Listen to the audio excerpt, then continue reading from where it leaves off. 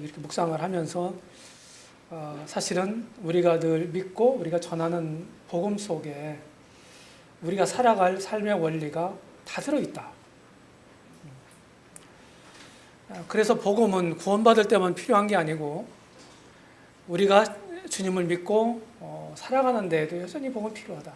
이런 생각을 제가 가졌습니다. 그래서 여기 이제 인용한 베드로전서 2장 21절에 보면은 사도 베드로가 이제 우리 주님을 쭉 이렇게 소개를 하면서 너에게 본을 끼쳐 그 자취를 따라오게 하려 하셨다. 사실은 우리는 사도 바울이 에베소 4장에서 말하고 있는 것처럼 너희는 범사에 그에게까지 자랄지라 그랬잖아요. 우리 신앙생활의 목표는 우리 주님이십니다. 그리고 아는 것과 믿는 것에 하나가 되어 그리스도의 장성한 분량에 충만한 데까지 이르러 라고 하는 말씀이 있어요. 그것도 에베소 4장 말씀입니다.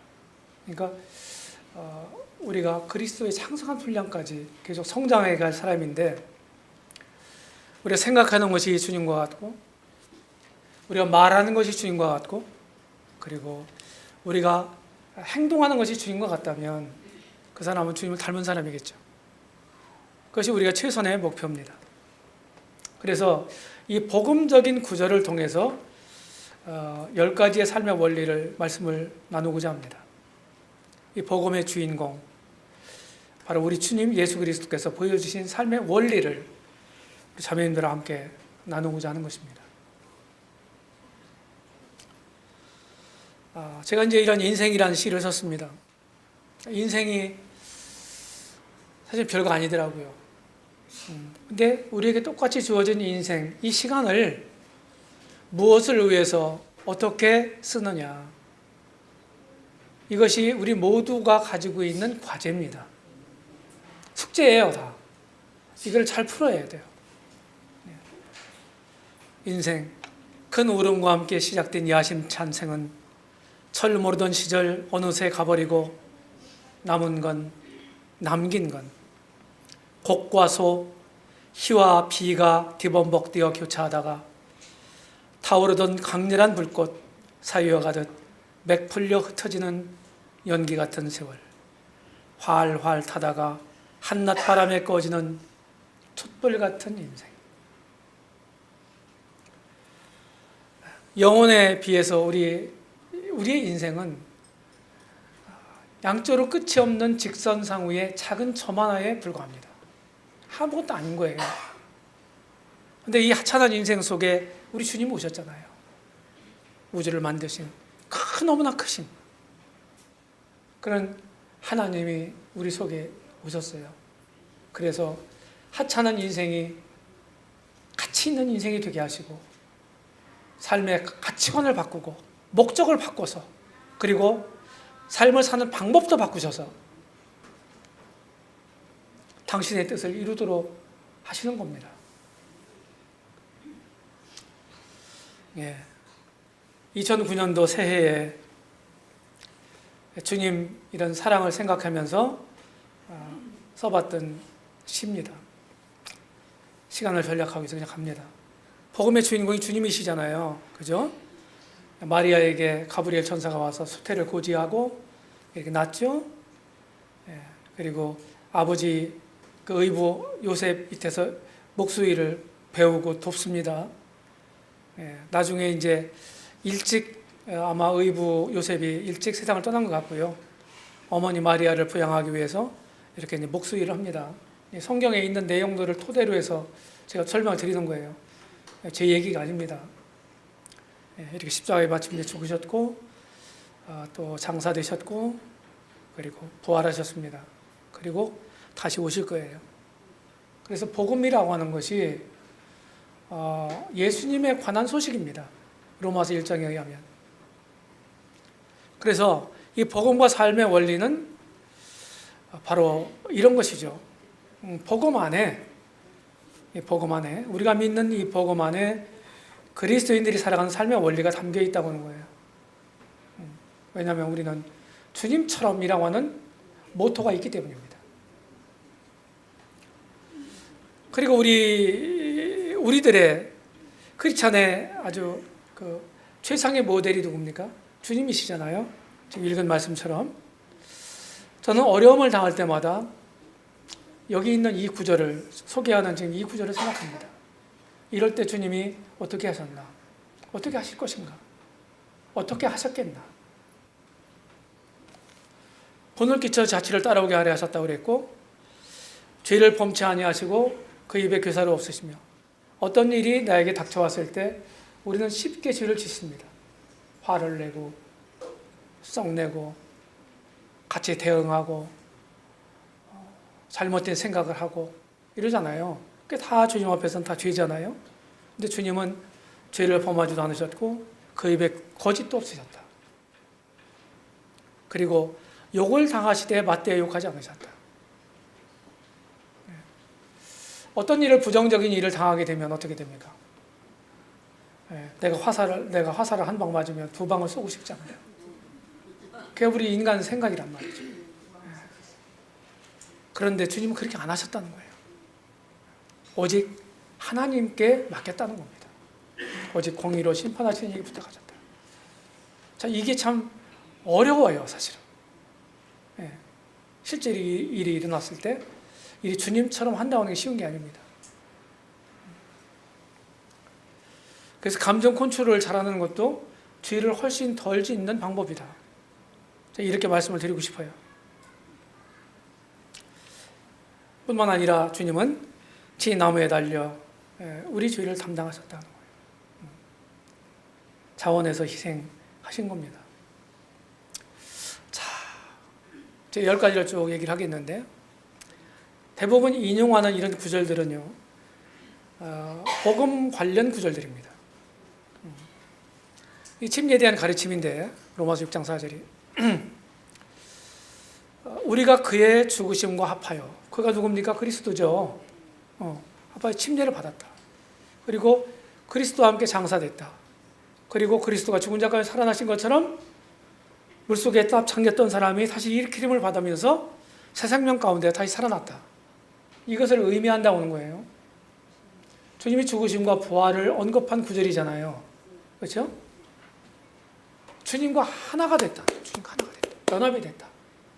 그래서 우리가 복음을 듣고 주님을 믿었다고 하는 얘기는 여러 가지 말로 표현할 수가 있는데, 주님이 내 안에, 우리가 주님을 영접한다고 하는 표현 쓰잖아요.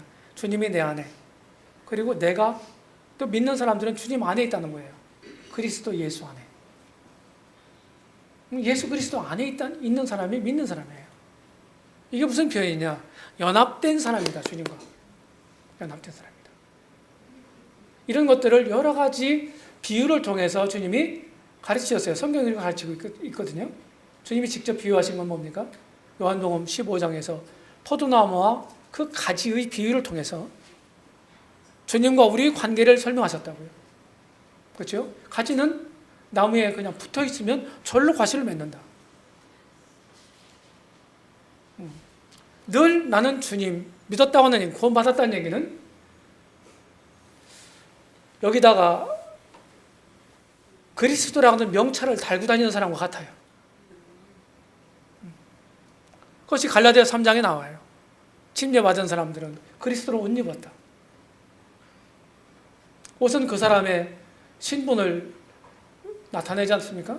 특별히 고대 사회에서는 성경 기록될 때 신분에 걸맞게 옷을 입었단 말이죠. 주님과 나는 하나 된 사람이다. 주님과 내가 따로따로가 아니고 나는 주님을 믿는 사람이고 늘 내가 가는 곳에 주님의 이름이 가는 거고 주님의 이름이 나의 모든 행동에 걸려있다. 이것을 인식하고 사는 건 굉장히 중요한 겁니다. 별개로 살아요, 별개로. 주님 믿었다 하면서 주님 따로 나 따로. 이거는 성경이 말하고 있는 크리스찬 모습이 아닙니다. 그 연합이라고 하는 건 두 개 이상의 개체들끼리 하나가 되는 것이죠. 그래서 그리스도와 그리스도인은 성경은 하나가 됐다고 말합니다. 그래서 나는 늘 그리스도의 이름 명찰을 붙이고 다닌다는 사실을 기억하며 살고 있나 하는 거예요. 지금 이제 우리가 살고 있는 이 현 시대는 반기독교 정서가 아주 팽배해져 가는 시대입니다. 교회 다닌다는 거, 기독교인이란 그리스도인이라고 하는 거, 그거 얘기 들으면요 비아냥거려요. 인터넷상 같은 데 올라가 보세요.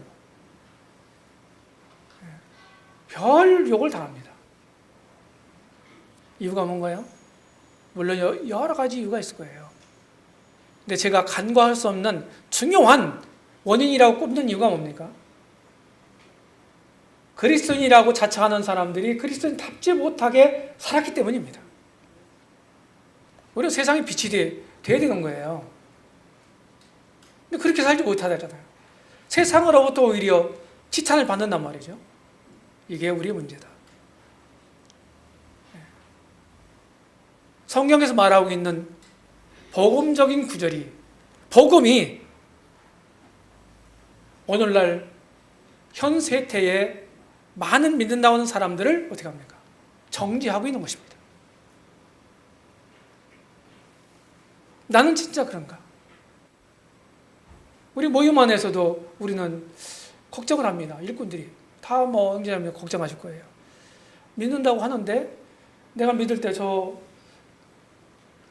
전보다 이 변화도 확실하지 않고, 입으로는 그냥 복음을 잘잘잘잘 그냥 다 암송하듯이 얘기를 하고 바르게 얘기하는데 믿는 사람 같지가 않고, 이런 고민, 이런 숙제, 이런 과제가 있단 말이죠. 고민이에요. 물론 시대가 변했습니다. 시대가 달라졌어요. 그럼에도 불구하고 성경 말씀은 불변하지 않습니까? 여기다 그리스도라고 내가 붙이고 다닌단 말이죠. 이런 말이 있어요. 세상은 성경을 읽지 않는다. 그러나 그 그리스도를 믿는 당신을 통해서 성경을 읽는다. 특별히 우리 모임 같은 경우는 성경대로 믿고 성경대로 순종한다. 이런 모토가 있는데 진짜 그런가요? 진짜 그런 겁니까? 저는 교파를 몰라요. 아까도 제가 간단하게 간증을 했지만 모임에서 구원받은 사람이에요. 한 번도 모임 밖을 나가본 적이 없습니다. 모임 엄청 제가 사랑하거든요. 그런데도 제 안에도, 우리 안에도 많은 모순과 부족이 있단 말이에요. 성경대로 하는 성경대로 안 해요. 어떤 상황이 발생이 되면 성경의 원리를 찾는 게 아니고 자기 감정을 따라서 말하고 행동합니다. 이게 성경 가르침 아니라고요.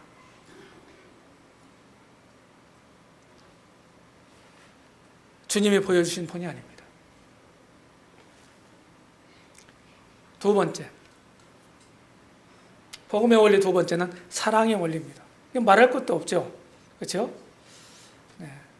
요한일서 4장 20절에 보게 되면 하나님 우리를 사랑하사 우리 죄를 속하기 위해서 화목제물로 그 아들을 보내셨다.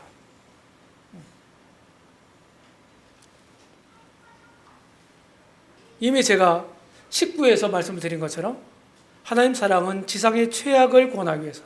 지상의 최악이 누구예요? 나란 말이죠. 저 사람이 아니라 나. 항상 요나가 문제예요. 요나가. 요나.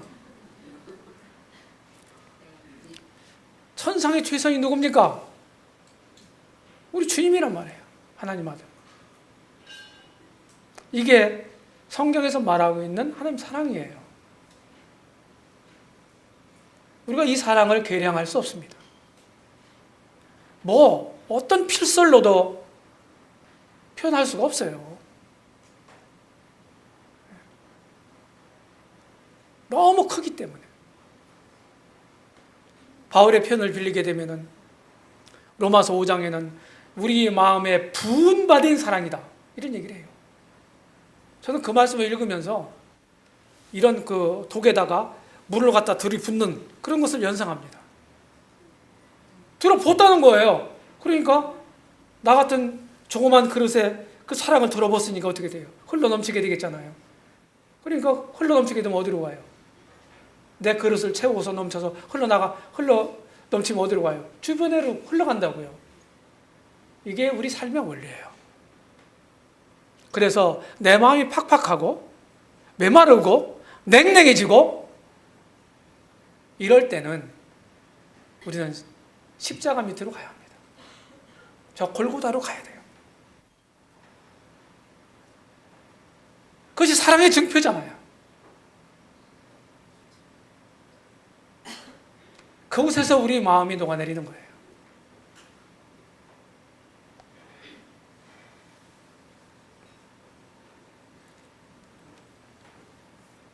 나는 내 마음에 들지 않는 사람들에 대해서 오래 참고 있나? 사도 바울이 사랑에 대해서 논하면서 사랑장이라고 하는 고린도전서 13장 4절에 보면 가장 먼저 언급하는 어구가 뭡니까? 사랑은 오래 참고예요. 오래 참고. 오래 참는다는 말이 보통 말이 아닙니다. 오래 고통을 받는다. 그런 뜻이에요. 쉬운 게 아니에요. 그게 사랑이라는 거예요.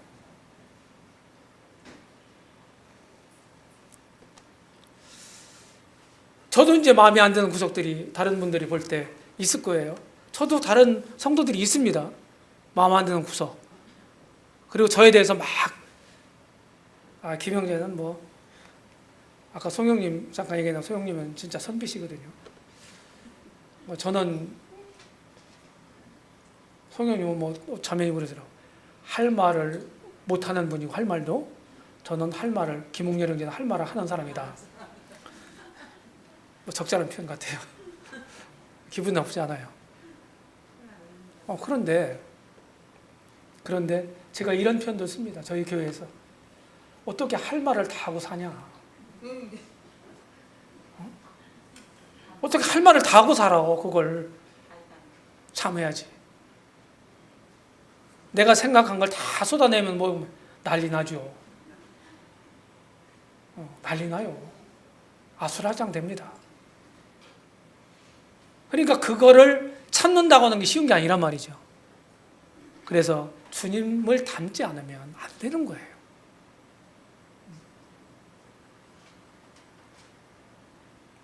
어떤 형제님이 그랬습니다. 이제 사실 무근의 얘기인데 저에 대한 루머가 돌았어요. 그러니까 어떤 형제님이 이제 안테나를 전국에 세워놓고 있는 형제님인데 그 형제님이 안테나에 다 포착이 된 거예요. 물론 저도 알고 있었죠. 근데 저는 그냥 묵묵부답 그냥 아무 반응을 안 보이고 그냥 주님 앞에만 있었어요. 근데 저한테 그러더라고요. 이런 얘기가 있는데 어떻게 생각하냐? 나 알고 있다. 그럼 어떻게 할 거냐? 3자 되면 하고 막 그래야 될 거 아니냐? 저는 그렇게 않겠습니다. 주님이 아시고 때가 되면 밝혀집니다. 그게 진실이라면 반드시 드러납니다. 저는 그냥 주님 믿고 주님 의지하고 가만히 있겠습니다. 아닌가? 아닌 게 아닌가? 때가 되니까 다 드러나더라고요. 본인들도 다 알아요. 그 자연적으로 스무스하게 해결되는 거예요. 이제 그런 문제를 해결한다고 내가 막 가서 적극적으로 개입을 하고 적극적인 액션을 취하고 그러면은요, 일이 더 커지기 십상입니다. 맞아요?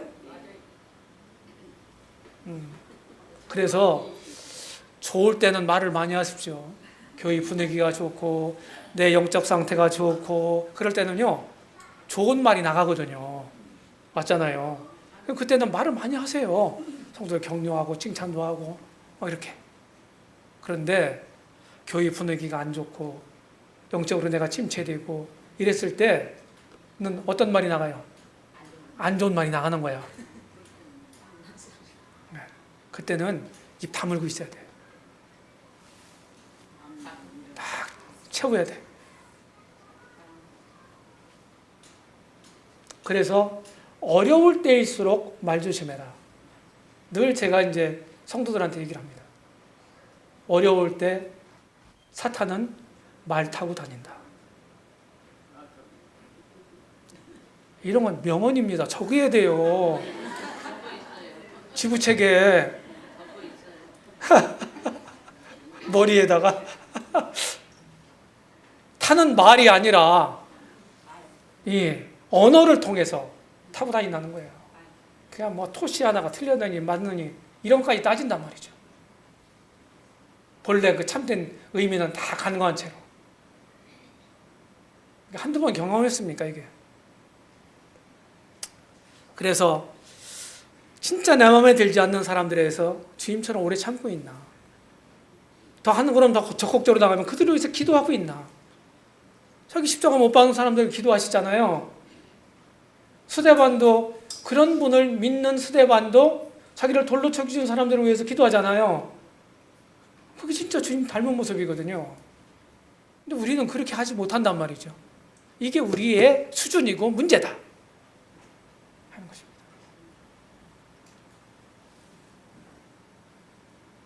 그 다음 세 번째 원리는 희생의 원리입니다.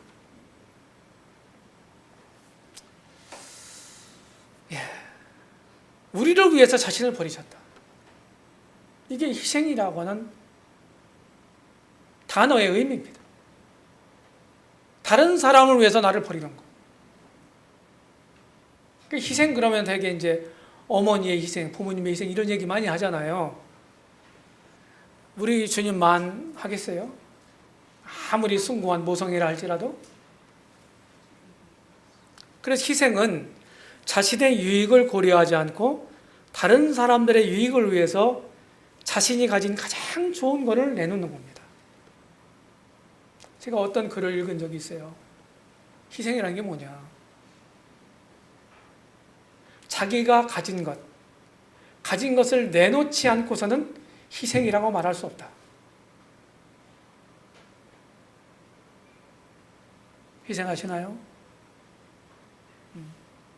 진짜로 우리가 말로 그야말로 립서비스 하는 건 쉽잖아요. 그렇죠? 우리가 매주 이제 만찬 예배를 통해서 공적 예배를 드리는데요. 하나님께 우리가 립서비스만 하는 경우가 많이 있을 수 있어요. 감사하다고 하고 찬양한다고 하고. 그리고 이제 예배 끝나고 일상으로 돌아가서는 까맣게 있고 자기 마음대로 살고. 하나님을 위한다든지 하나님 이름을 생각한다든지 하나님 영광을 위해서 그런 것들은 다 까맣게 잊은 채로 자기 마음대로 사는 거예요. 그런 사람의 예배가, 그런 사람의 공적 예배 시간의 감사는 뭡니까? 그냥 립 서비스에 불과한 거예요. 진정한 예배는 그런 게 아닙니다. 예배에 합당한 삶을 살고 와서 진심을 담은 감사의 말, 찬양의 말로 하나님 앞에 그것을 토해내고 그리고 그런 자기가 한 그런 진실함을 삶 속에서 증명해내야 되는 거예요. 그게 진짜예요. 그게 예배예요. 예배가 떡되고 잔 나누는 거 그것만이라고 생각하지 마세요.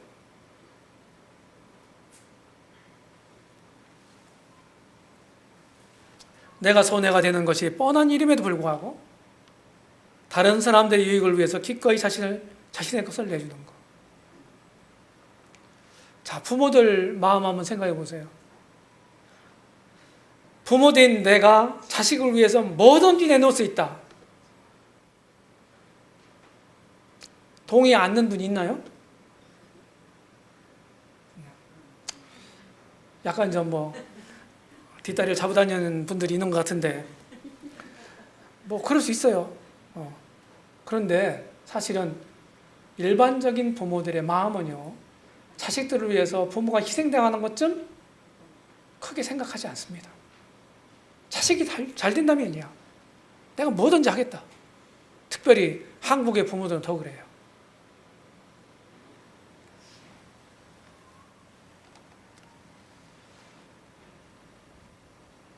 근데 생판 모르는 다른 사람, 하나님을 대적하고 반역하고 그 이름을 욕을 끼치고 대들어댔던 그런 사악한 나를 위해서 자신을 버리셨다니까요. 저 하늘의 영광을 다 권세를 버리시고 이 땅에 오셔서 그것도 자기의 전부라고 할 수 있는 목숨까지 내어주셨잖아요. 나하고 무슨 상관이 있는데요? 저하고 우리 형제자매들이 지옥에 간다 한들 하나님의 영광에 어떤 피해가 되나요? 안 돼요. 상관없어요. 그런데 그렇게 하셨단 말이에요. 이게 희생이에요. 희생. 그런 것처럼 내가 다른 사람들을 위해서 그렇게 할 수 있나?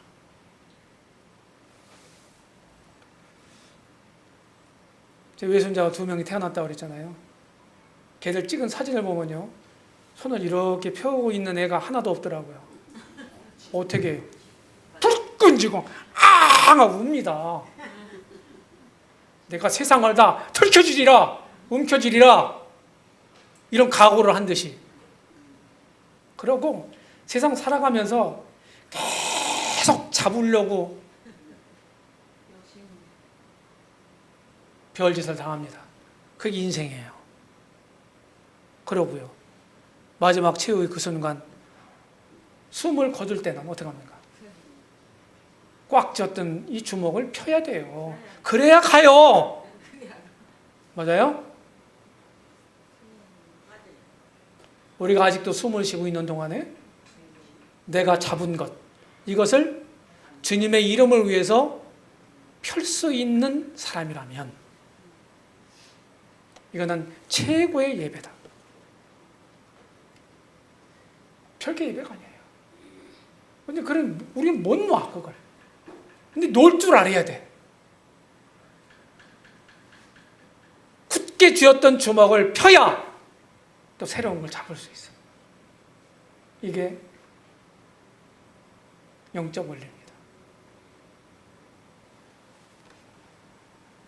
그래서 저는요, 기독교가 뭐냐? 저는 학교 다닐 때 이제 사랑이 종교다. 물론 사랑이 종교예요. 또 어떤 분들은 이제 부활의 종교다. 틀린 말 아니잖아요. 저는 이런 얘기를 합니다. 기독교는 희생의 종교다. 희생의 종교다. 우리가 믿는 주님의 희생이 있음으로써 지금 내가 존재하고 있다 하는 거예요. 네 번째 원리, 자원의 원리입니다. 자원의 원리. 우리 주님이 요한복음 10장에서 그런 말씀하셨어요. 내가 목숨을 버리는 것은요, 빼앗는 사람이 있는 게 아니고, 빼앗는 자가 있는 게 아니고 내가 스스로 버린다. 스스로 버리는 게 뭐예요? 자원이잖아요. 스스로. 그래서 주님이 십자가에서 죽으신 게 어쩔 수 없기 때문에, 아니면 억지로 등 떠밀려서 간 게 아니라는 거예요. 요한복음 10장 제가 인용한 17절 18절 말씀을 제가 구구하게 주석할 필요가 있습니까? 설명할 필요가 있나요? 말 그대로죠. 내가 스스로 버린다.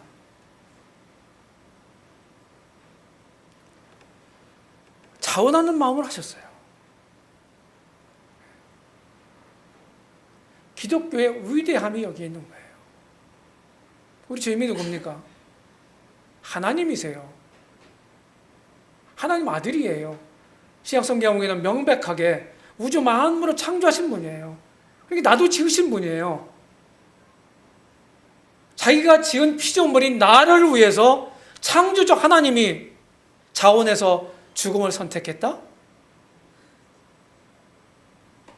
이게 복음이라니까요. 이게 도대체 얼마짜리입니까? 이 복음이 얼마짜리예요? 그러면 우리 주님의 목숨값을 계산해야 돼요. 복음이 얼마짜리인가를 계산하려면. 이분은 이 광활한 우주를 만드신 분이에요. 서대문교회 여기 대지가 몇 평입니까? 한 평당 얼마예요? 우주를 사고도 나와요. 이 우주를 지은 분이니까 그분 목숨값으로 가치를 계산할 수가 없어요. 가치를. 그래서 주님을 섬겨도 교회에서 봉사를 해도 억지로 그러면 힘들거든요. 맞죠? 힘들어. 힘들게 하는 게 뭐예요? 일이 힘들어서가 아니라 자기 마음이 자기를 힘들게 하는 거야. 마음만 바꿔봐. 즐거워지지. 이게 다른 거예요. 그래서 수동적으로 하지 마세요. 능동적으로 하세요. 소극적으로 하지 말고 적극적으로 하세요. 억지로 하지 말고 자원함으로 하세요. 요새는 또 그전에 이제 우리나라 같은 경우는 유교 문화가 있고 남녀협의 사상이 강하고 남성 위주의 우선 이런 사회에서 쭉 우리가 문화가 형성되어 살아왔는데 성경은 그렇지 않더라고요. 그래서 아무리 미개한 나라일지라도 남성 위주의 사회일지라도 복음이 들어가는 곳에는요, 여성들이 길을 펴고 여성들이 권리가 훨씬 더 신장됩니다. 이 성경의 가르침이에요. 근데 그런 것을 뛰어넘어서 요새는 뭡니까? 좀 어려운 말, 페미니즘 뭐 이런 얘기 하잖아요. 너무 나가는 거예요. 자매님들이 남편을 생각하는 생각, 그런 생각들이 바른 생각이 뭐예요? 성경이 뭐라고 말하냐? 우리 잘 알고 있는 고린도전서 11장이라는 디모데전서 2장에 보게 되면 사도 바울이요, 변하지 않는 창조의 사실이나 타락의 사실을 통해서 여성들이 남성에 대해서 순복해야 된다. 이렇게 가르치고 있는 거예요. 창조의 원리, 변하지 않는 그 원리를 가지고 그 얘기를 하는 거예요. 여성들의 역할이나 마음가짐, 태도를 어떻게 할 건지. 시대가 변해도, 문화가 바뀌어도, 세월이 흘러가도 이 원리는 변하지 않아요. 왜? 창조의 사실이, 타락의 사실이 변하지 않는 한. 안 변하잖아요.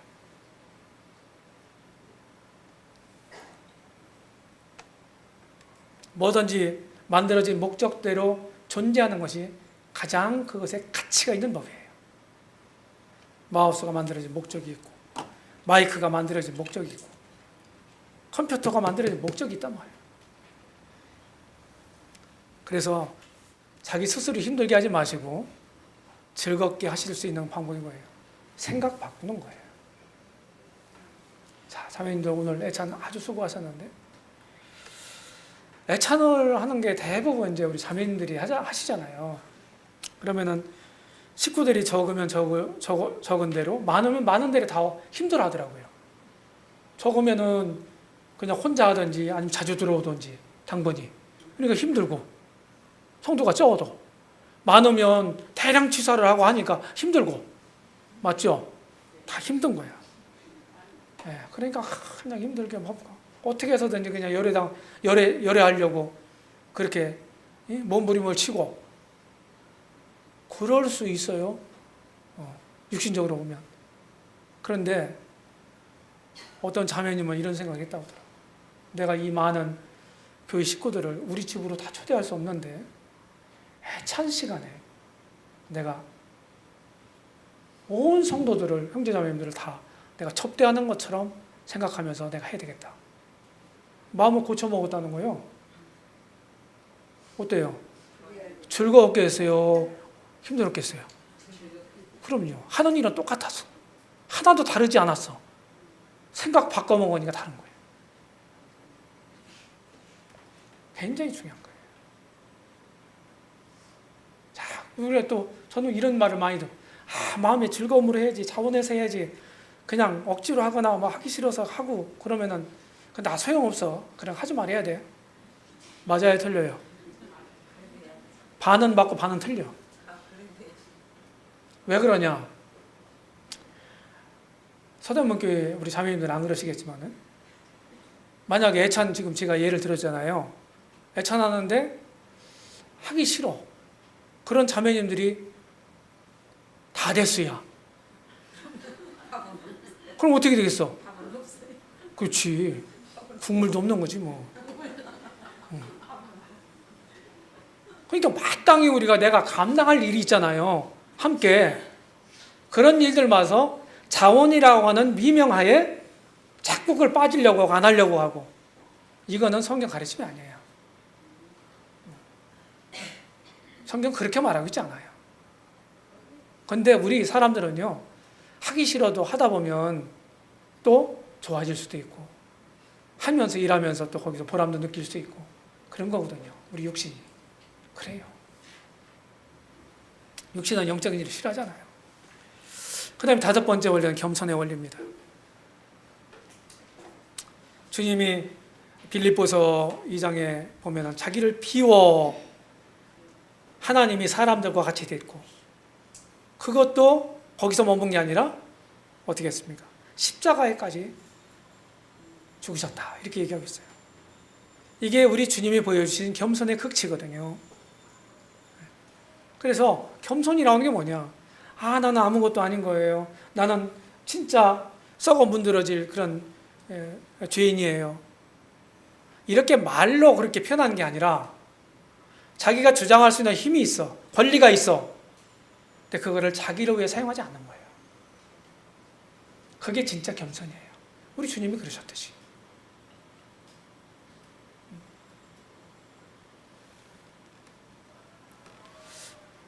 다른 사람들과 비교하지 말고 나는 나거든요. 나는 나예요. 나밖에 없어요. 하나님 앞에서. 그러니까 자꾸 비교하는 습관이 있어, 사람들은. 비교하면 어떻게 돼요? 비교를, 다른 사람 비교하면 필연적으로 2가지 현상이 생겨요. 하나는 비교해서 내가 낫다고 생각하면 우월감이 생길 거고, 내가 못하다고 생각하면 열등감이 생길 거라고요. 나는 나라니까요? 왜 비교를 해요? 주님이 내게 주신 자원을 가지고 최선 다해 섬기면 그만인 것을. 주님이 더 내놓으라고 하시지 않아요. 주님이 내게 주신 것, 그거 안에서 충성해라. 성경 그렇게 말하고 있는 거예요. 내 능력 밖의 일을 주님은 원하시지 않아요. 나는 난 거예요. 비교하지 마세요. 그냥 있는 모습 그대로, 그 처지에서 내가 할 일을 하고, 그리고 다른 사람들 존중하면서 함께 하는 거예요. 이것이 우리가 풀어가야 될 과제다 하는 것이죠. 이것이 복음이 보여주는 5번째 원리입니다. 그 다음에 이제 6번째 원리는 생산의 원리입니다. 요한복음 12장 24절. 한 알의 밀이 땅에 떨어져 죽지 않냐 하나 그대로 있고 죽으면 많은 열매를 맺는다. 이 농사를 좀 아시는 분들은 무슨 말인지 아실 거예요. 이스라엘 쪽은 눈이 없기 때문에 전부 이제 보리나 밀을 심거든요. 이거는 가을, 늦가을에 파종을 해요. 그러면 그 해에 싹이 딱 나서 월동을 합니다. 이제 봄에 해동하면서 자라요. 그리고 이제 여름이 막 뜨겁게 달구어진 그때 이제 몸에 추수를 합니다. 6월 말 정도에. 이게 보리 이삭이죠. 그래서 생산의 법칙이 뭡니까? 한 알의 나달이 땅에 떨어져 죽어야만 많은 열매를 맺을 수 있는 거예요. 이게 주님이 보여주신 복음의 원리거든요. 한 분이 죽어서 우리 많은 사람들이 살아났잖아요. 맞죠? 자, 이 공동체 안에서, 이 교회 안에서, 내가 살아가는 그 사이 안에서 내가 희생되고 내가 죽으면 그걸 통해서 많은 열매들이 맺힌다는 거예요. 죽지 않고 열매를 맺을 수 있는 길은 없어요. 이것이 하나님이 세우신 자연의 법칙입니다. 영적인 세계도 똑같아요. 자꾸 나를 내세우고 내가 더 드러나기를 바라고 그러면은요, 영적인 열매가 안 맺힙니다. 자기 일하는 열매 하나가 딱 한 톨만 나오죠.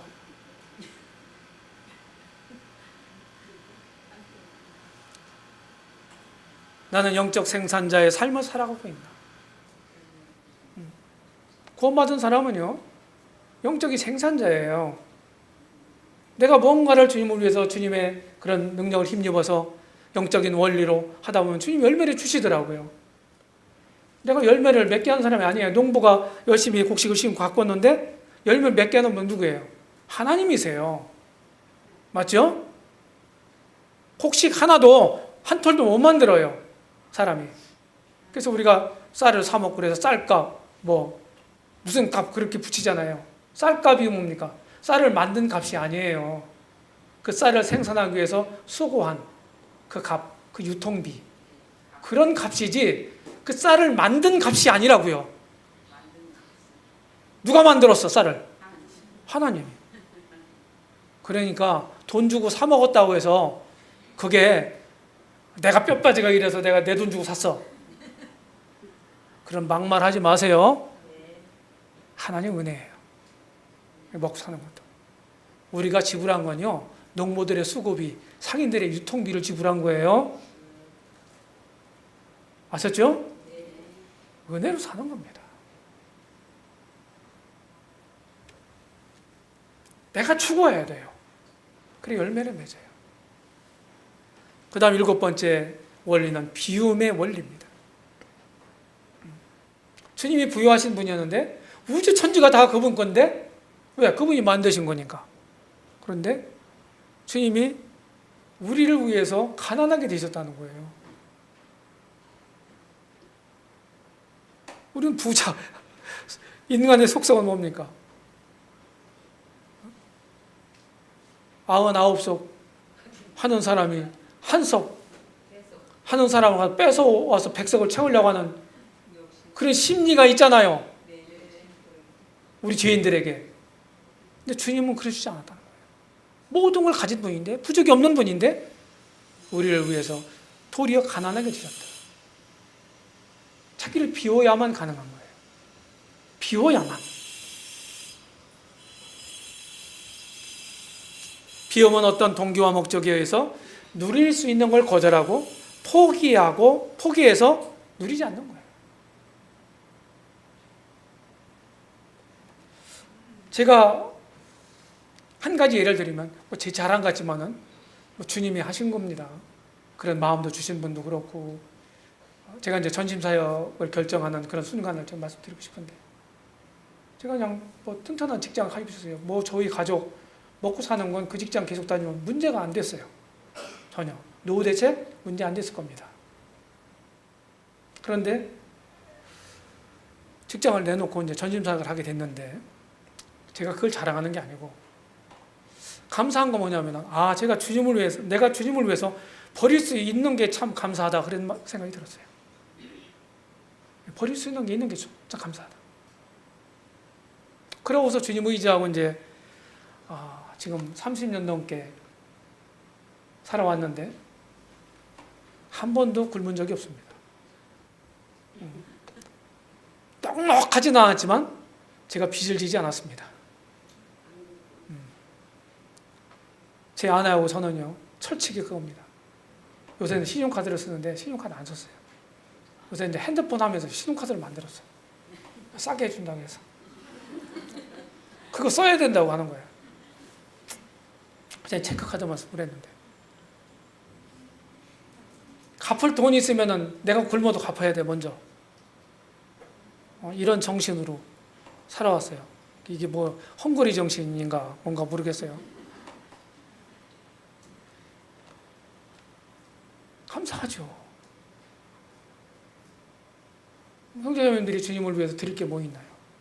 비울 수 있는 게 뭐가 있어요? 그냥 있다면 감사한 거죠. 그렇죠? 나는 나의 비움을 통해서 다른 사람이 풍요롭고 보다 윤택한 삶을 살아가게 하는가?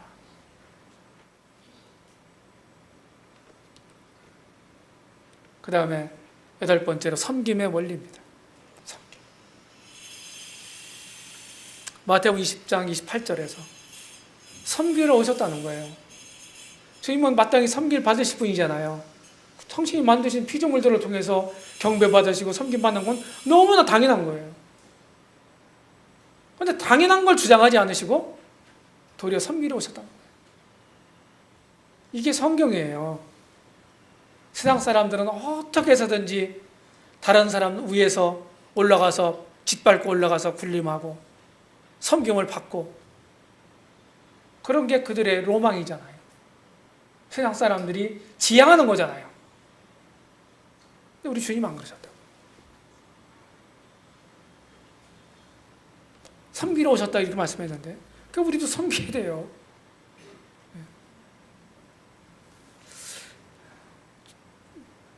저희가 돈이 없잖아요. 그렇죠?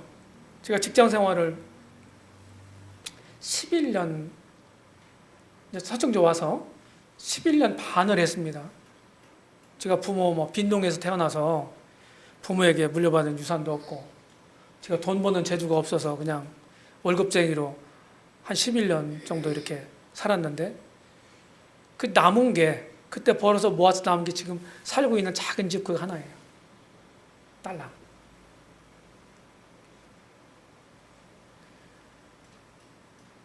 그러니까 이제 막 저희 아내는 막 물질로 좀 이렇게 또 없는 중에도 잘해요. 설거머니 또 이렇게 하기도 하고 하는데 제가 그랬어요. 그래서 우리는 다른 성도님들처럼 그렇게 물질로 계속 그렇게 섬기고 하면 좋지만 그렇게 못한다. 우리는 영적인 걸로 말씀으로 섬기고 있지 않느냐. 근데 그건 그거라는 거죠. 예. 그래서 우리는 어떻게 해서든지 이 섬김을 통해서 다른 사람들을 세우고 다른 사람들을 격려하고 북돋아주고 더 잘되게 지금보다 이런 마음을 갖는 것은 뭡니까? 이 주님으로부터 온 거예요. 이 마음. 내가 스스로 가진 적이 없어요. 세상 사람들은 그런 생각 갖지도 않잖아요. 자기가 어떻게든 잘 되려고 하지. 자기만. 그죠? 다른 사람을 생각하는 여유가 별로 없어요. 세상에는. 그래서 나는 주님처럼 분명한 마인드를 가지고 섬기고 있는가. 그 다음에 9번째. 충성의 원리입니다. 충성. 주님을 충성된 증인이라고 묘사합니다. 충성된 증인. 충성. 충성은요, 오직 한 목표, 한 분께만 전심과 온 마음이죠, 진심, 참 마음이죠, 이것을 쏟아붓는 마음의 결과입니다. 자, 우리가 주님을 다 만날 거 아니겠어요? 맞죠? 그 만나는 그날에 주님이 내게서 최후에 보시기를 원하시는 게 뭐겠어요? 충성입니다. 충성도, 충성했냐 못했냐. 그것이 달란트 비유와 문화의 비유에서 명백하게 말씀하셨습니다. 충성을 보기를 원하시는 거예요. 얼마나 좋은 조건이냐 이거 안 따져요. 우리가 가지고 있는 자원, 우리가 처해 있는 환경, 그런 하에서 얼마나 충성했냐. 작으면 작은 대로, 많으면 많은 대로.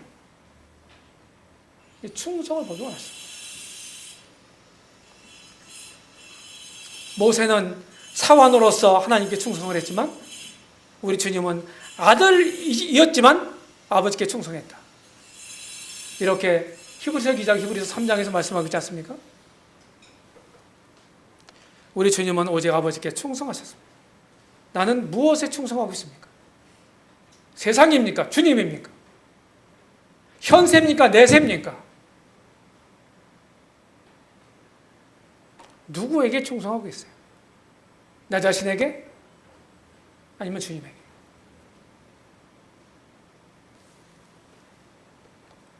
마지막 10번째, 영광의 원리입니다.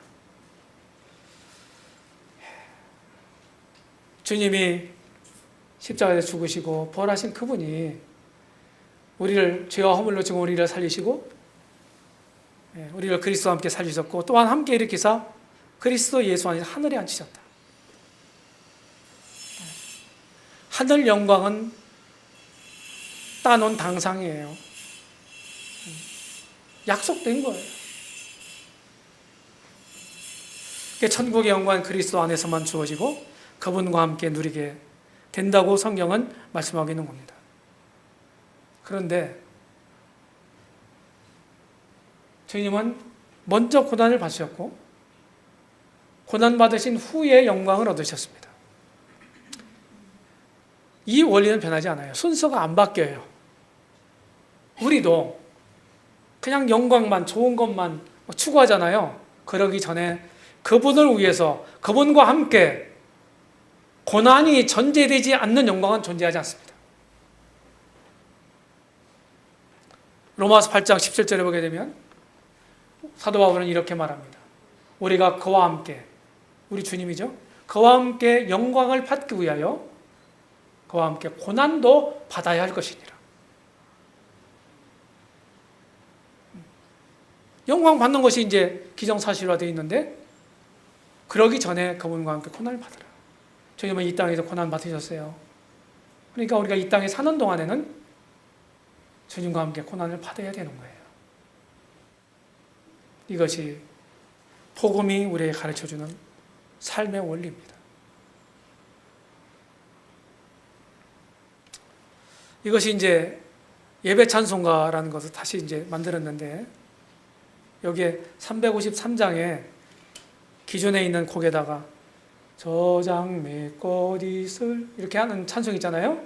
그 찬송 곡에다가 제가 작시해서 붙인 곡이에요. 함께 부르고 마무리하는 걸로 하겠습니다. 우리가 이렇게 살 수 있다면 좋겠습니다. 저도 사모하면서 이 가사말을 썼어요. 예배 찬송가에 588곡이 있는데 딱 하나 제가 작시한 거 딱 하나 있어요. 두 개도 없습니다. 예.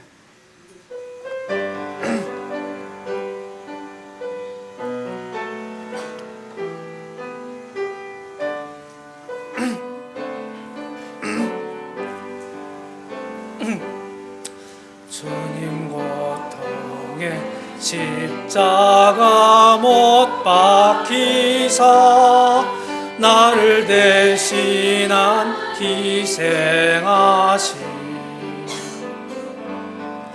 무덤 여시고 부활에 구주되사 영원 생명을 얻었다네.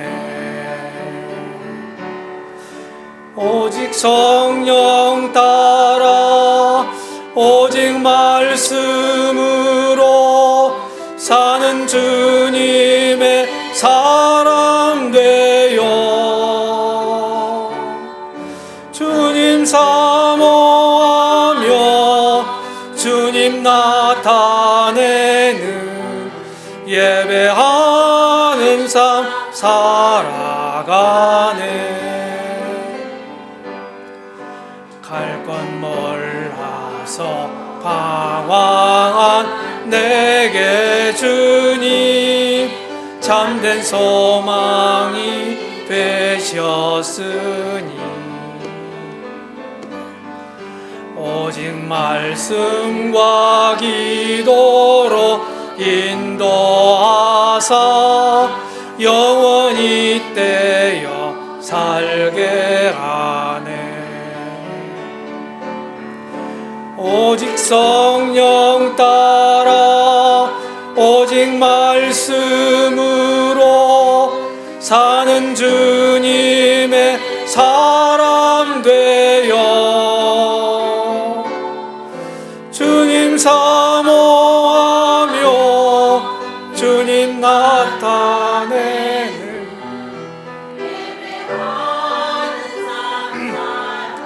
가네.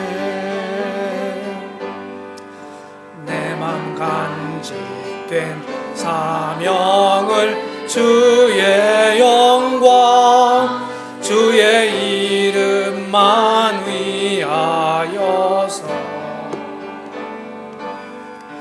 단번 인생의 걸음에 의미 있는 보람 일구며 살아가네. 오직 성령 따라 오직 말씀으로 사는 주님의 사랑 되어 주님 사모하며